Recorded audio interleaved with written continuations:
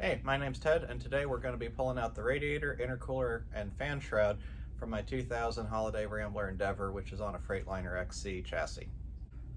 So I've had my Holiday Rambler Endeavor for about a year and a half now, and the cooling system on it has been overall actually pretty decent. This, as you can see, is a diesel pusher with a rear radiator, and depending on if you have a diesel pusher RV, depending on which model it is, you either have a rear radiator or a side mount radiator. There's pros and cons to both of them, and there's a whole lot of debate about which one is actually better. I'm not sure I'm decided. I've never owned a side mount RV radiator before, but this one has a couple of major disadvantages, and ultimately this is part of why we're doing what we're doing today. The biggest one is that for these diesel engines that have what is called a slobber tube, which is basically a breather tube that comes from the crankcase and typically has just a little bit of oil residue coming out of it, that is usually in front of the intercooler and radiator. And what ends up happening is that little bit of oil residue comes through, gets into the intercooler and the radiator, and then once that's on there, it attracts dirt and it ends up clogging them up externally. It's not getting into your engine, but it clogs them up and restricts flow. I had absolutely noticed this on this RV. Just looking at the intake air temperatures, which I see through my Blue Fire app on an iPad, and it seemed like the intercooler was basically not doing anything at all. And if I stood behind here, I could feel the airflow around, and I could see that right here in the center there was essentially no airflow at all. There really wasn't a whole lot of area of the radiator that seemed like it had a lot of air coming through it. But then if I reached around to the side over here, or on the other side where there were some leaks, it was like a jet blast. So all that tells me that there wasn't a whole lot of air going through the intercooler and radiator. Despite that, I really wasn't having a whole lot of overheating issues necessarily, but this is something that needs to get addressed. I am also going to be doing an electric fan conversion and getting rid of the mechanical fan. I'm going to have other videos that are more focused around that. The first steps that I'm going to be doing are something that, even if you're going to stick with the mechanical fan, which is what most people do, and really for most people makes the most sense, you're going to be doing this. All right, so what have I done so far? Inside, I've removed the mechanical fan, which once we get into this a little bit more, we'll see. Maybe I won't have had to do that, but I've drained the coolant. That needs to happen because this coolant tank needs to get removed. I've also started disconnecting a couple of things. Dipstick over here for the engine oil. I disconnected the dipstick here for the transmission fluid, and then I went through and I sprayed a bunch of these bolts with PB Blaster. I recently replaced this tank, and so the bolts came off pretty easily because I put new hardware in. I got the one bolt that I get from out here. I'm gonna have to go inside and get the other two. Here's the power steering fluid reservoir. This is gonna have to come off, but I don't think, I'm gonna try not to drain the system. I don't want to do that at this point. I am planning on replacing the steering box at some point in the future, so I don't really want to drain the system at the moment. I am going to have to relocate this as part of my electric fan conversion, but if you're not doing that, you won't need to. So what I'll do now is I'll show you a couple of the areas that are going to need to get removed, and then I'm going to go inside, show you just how clogged the intercooler is, and get the coolant tank off. So I just want to show you down here, it's the way that this radiator is attached is a lot different than what I'm used to seeing in pretty much any other vehicle. But if you look, the radiator is actually structural. You've got what looks like 1/8-inch thick steel around a good portion of the perimeter. And the tank's mounted to it, this power steering reservoir is mounted to it. What's also mounted to it are these big brackets. And if you look carefully, you can see that this eyelet actually has a metal rod that ends up going down to the frame over there. So you've got one of these on either side. You've got this metal rod that you may not be able to see very well, but essentially back in there attaches to the bus frame as well. You've got that on both sides. Lighting's bad. And then at the bottom of the radiator, you've got a couple of nuts that need to come out. I've read different ways that people have gotten those out. Originally, I was thinking I was going to try to remove the whole thing from inside the bus, but I think what I may try to do is actually remove it out the back, which is what I've heard some people do before. In the end, it has to come out one way or another. The intercooler does need to get removed from or unattached from the radiator, and I'll show you inside where some of those mounts are. All right, so I'm inside looking into the engine bay. Obviously, I've started to take some stuff apart here. So just showing a few things. I got the coolant tank disconnected. There's the main hose that goes to the engine, a couple of air bleeder hoses on the top, and then there's the coolant level sensor. Got all of those out. And then I got the mounting bolts. This is held in with four mounting bolts. There's these two over here. There's the one on the side that I got from the back of the bus. Then there's one over kind of on that corner as well. Got all of those out, and since I'd replaced the tank recently, it was pretty easy. So I've also gotten the mechanical fan out. I did that the other day. That's real easy. There's just 6 bolts that hold it up to the hub here. Spilled a little bit of coolant, but what I really wanted to show you is the intercooler. And so if you look here, and I'll show you this more when I actually get it out, but this thing is terrible. This is just completely plugged. You can see there's areas like, you know, right where I'm shining the flashlight, there's no airflow going through that. And you're gonna find this on a lot of these RVs, which is why it's important to remove them. So I'm also going to have to disconnect the fan shroud and disconnect the intercooler from the radiator. The intercooler, you can see it's got some mounts over there, another one up towards the top. I can't really get good lighting on this, but it's all pretty much held together, focused around the radiator. The fan shroud has some bolts around the upper and lower perimeter, and then see if I can get a view that shows the sides, and this may be harder to do, but you can see then there's some bigger bolts as well. So I think what I'm going to do now is get the tank out, get the coolant tank out, and then I'm going to go ahead and try to disconnect the fan shroud so that I can get that pulled. And once the fan shroud's disconnected, I don't know, when the fan shroud's disconnected, I may go ahead and just see if I can pull the radiator from the back, because that's looking like that may be the easier way to go. All right, let's get to it. Well, it doesn't look like I've made a whole lot of progress, but I'm actually further along than it appears. So, reservoir tank is off. It's attached to the radiator with this metal plate. There's these two nuts here that I got off that hold it on. But then also, and these are kind of hidden, actually looks like the camera's showing it better, but there's these countersunk recessed hole bolts up there that are an Allen, and those look really rusted. I've been spraying them with PB Blaster so that hopefully they don't, hopefully I can get them off without breaking them. I already broke one of my Allen sockets, so I'll have to play around with that some more, but I think letting them soak is going to be important.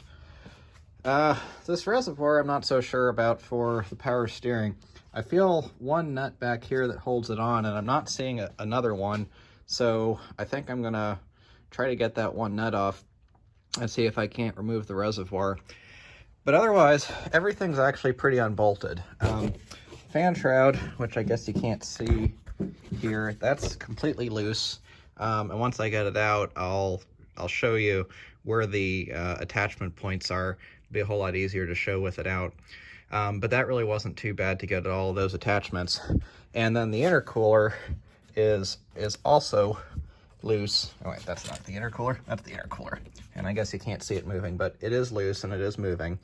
The real catch at this point is I've got this side, the nut off, but I have to get this bolt out that goes through the radiator support.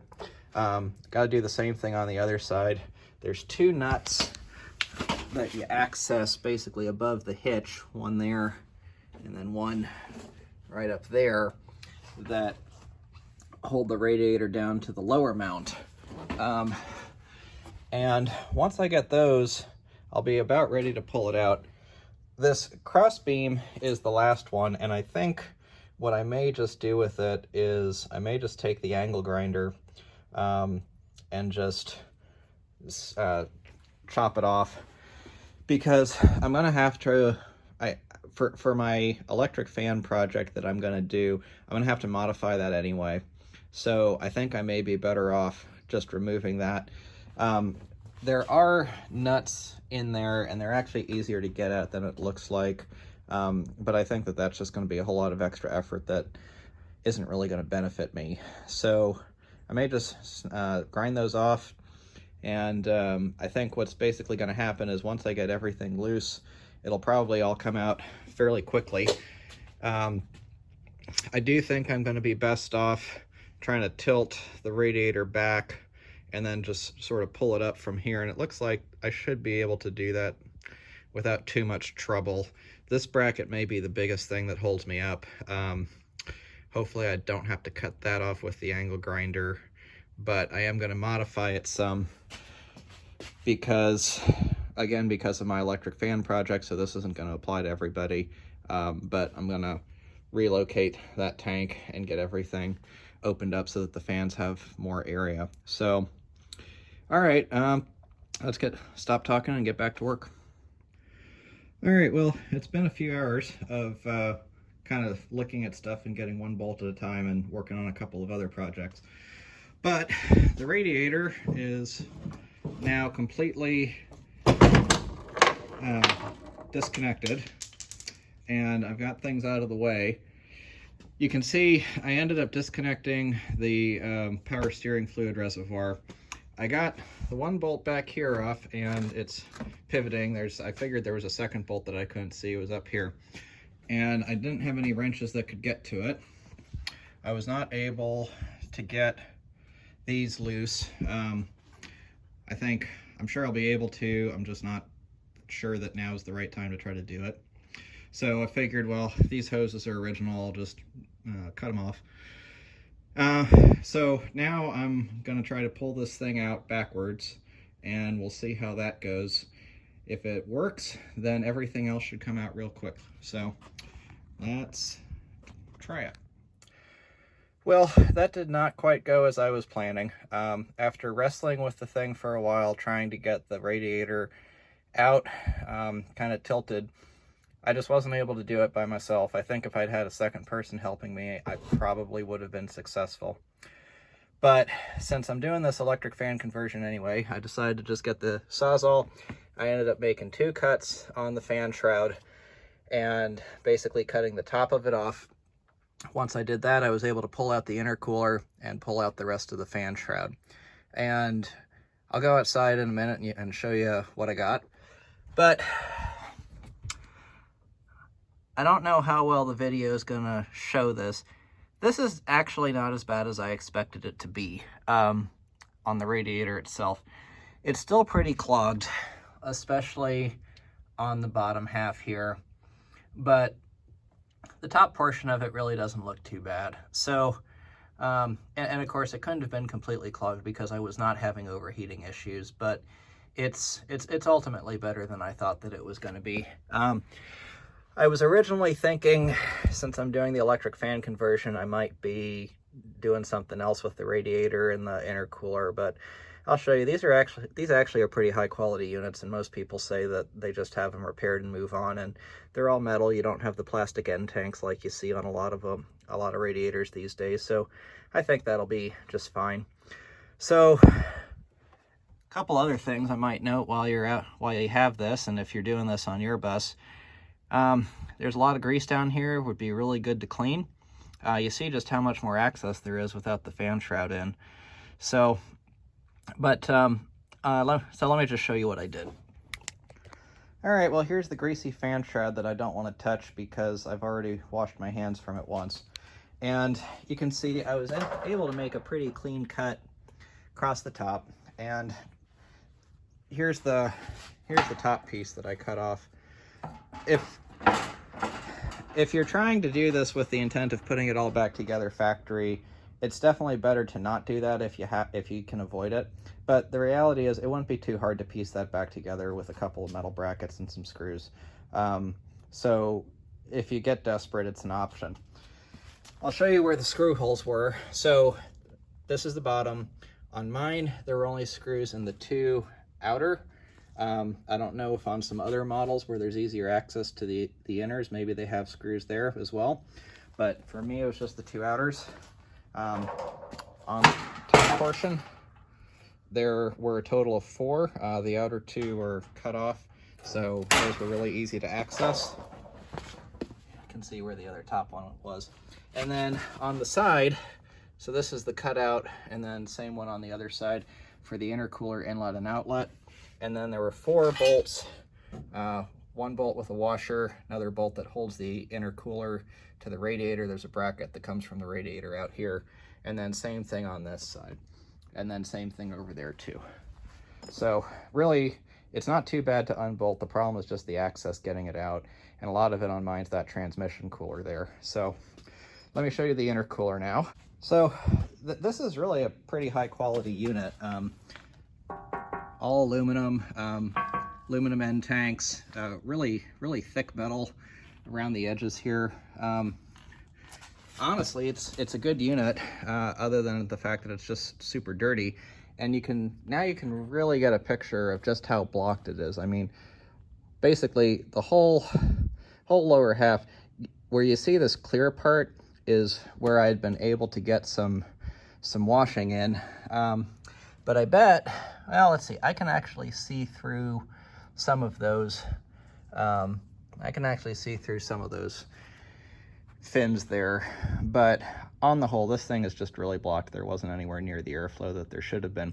And one other thing to point out is that because of how the intercooler and the radiator were set up, there was a gap the whole way around the edge of the intercooler.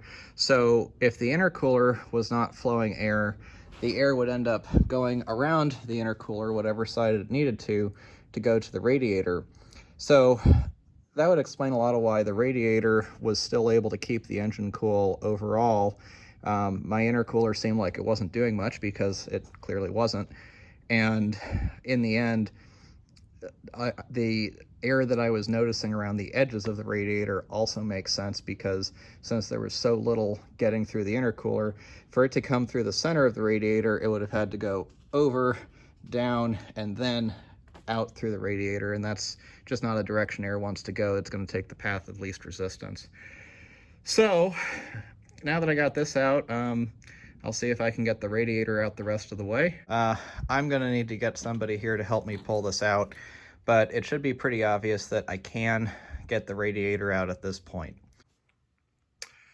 Well, I ended up not being able to get the radiator out by myself.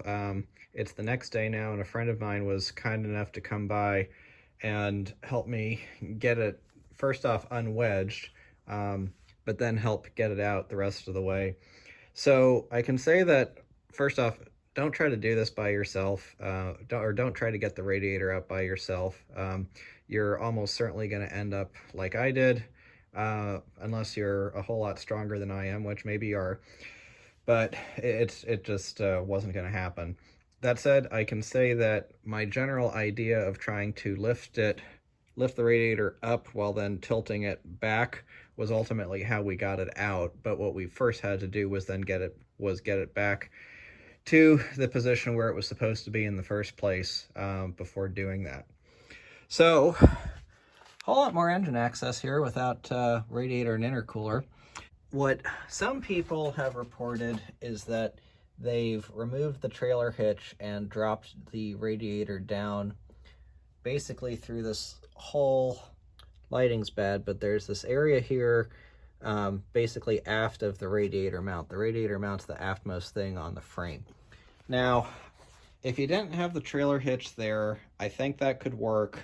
In the case of this RV, you've got this fiberglass here. I suppose I could have cut some of it, if I wanted to do that and pull the hitch off, it probably could have worked. But then the other thing is I would have had to have that top bracket off all the way, and I don't think that it's going to be okay. I don't think that's going to work. If you look at the radiator, interestingly, I guess actually not surprisingly, you can see the radiator is clogged in kind of the exact opposite locations of where the intercooler was clogged. Kind of makes sense.